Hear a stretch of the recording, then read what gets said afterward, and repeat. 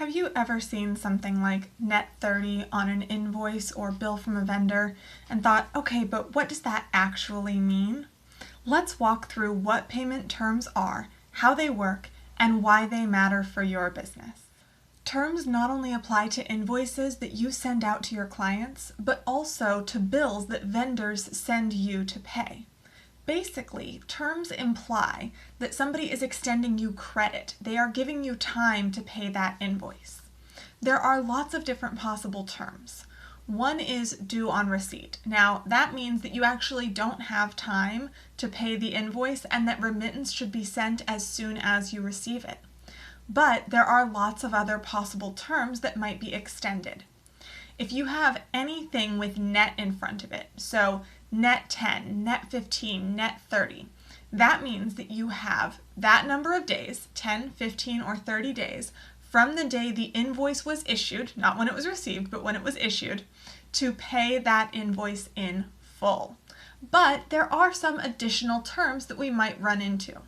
For example, there are terms like 2%, 10, net 30.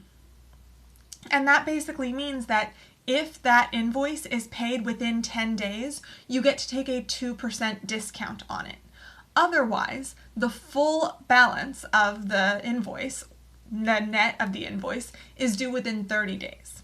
Similarly, there's another common one that deals with discounts, and that would be 1%, 15, net 30.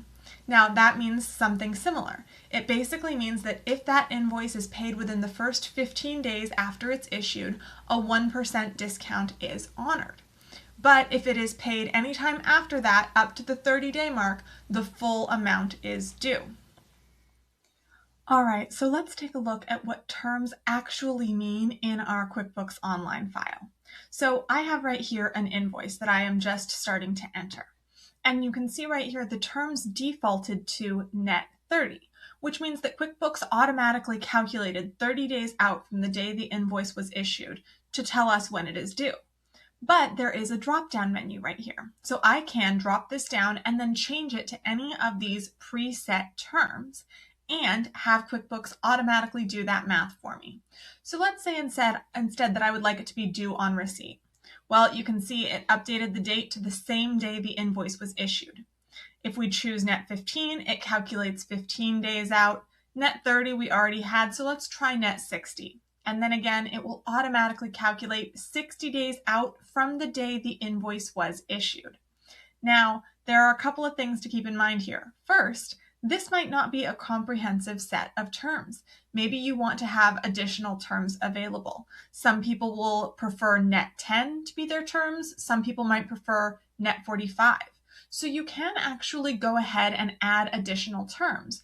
But unlike adding a customer or other items, you can't actually do that from this drop-down menu right here. So I'm going to show you how. We're just going to go ahead and close this, which will put us back to our QuickBooks Online dashboard. And from there, what we're going to do is we're going to go to the big gear icon in the upper right-hand corner. And then we are going to select all lists under lists. Once we do that, we have this set of lists pop up. And in order to add additional terms, we're going to select terms. At this point, we can select the new button in the upper right-hand corner here. And we can create our new terms that we want to have available on our invoices. So let's say, for example, I want to go ahead and have net 10 terms on my invoice or available on my invoices. I'm going to say net 10 will be the name and it'll be due in a fixed number of days, which will be 10. Now you can see here you do actually have two additional options. You can either say that it would be due by a certain day of the next month, which you might want to do for something like rent, and you could even name the terms rent terms, or you might have it due the next month if issued within a certain number of days of the due date, right? So you can feel free to play with these, but QuickBooks does give you the most common ones as far as net terms go, and then of course due on receipt. I'm going to go ahead and save this net 10. And once I've done that, that will now appear the next time I am in one of my invoices and wanting to select terms. So I will have the option to select net 10 terms. Now, this will work for both invoices and for bills. So this is why it's really important to know what your terms are with your vendors, in addition to making it clear what your terms are with your customers. And it's important to establish on both sides whether or not you're going to be extending credit and to meet any requirements that vendors might have for them to extend credit to you. So that is basically a quick summation of terms and how they work in QuickBooks. It's a covering of the basic terms. Now, one thing you might have noticed here is that we don't have 2% 10 net 30 or 1% 15 net 30. And in fact, there is not even a way to technically do that in QuickBooks Online automatically.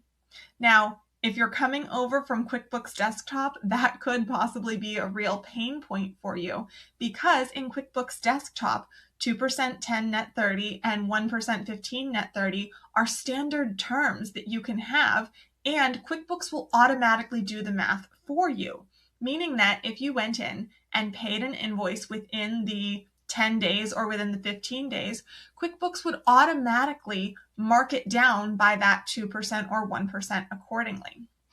So unfortunately, that is not something that is accessible in QuickBooks Desktop, but in my next video, I'm going to be showing you a couple of different ways that you can work around that particular limitation and still get your records accurate and up to date.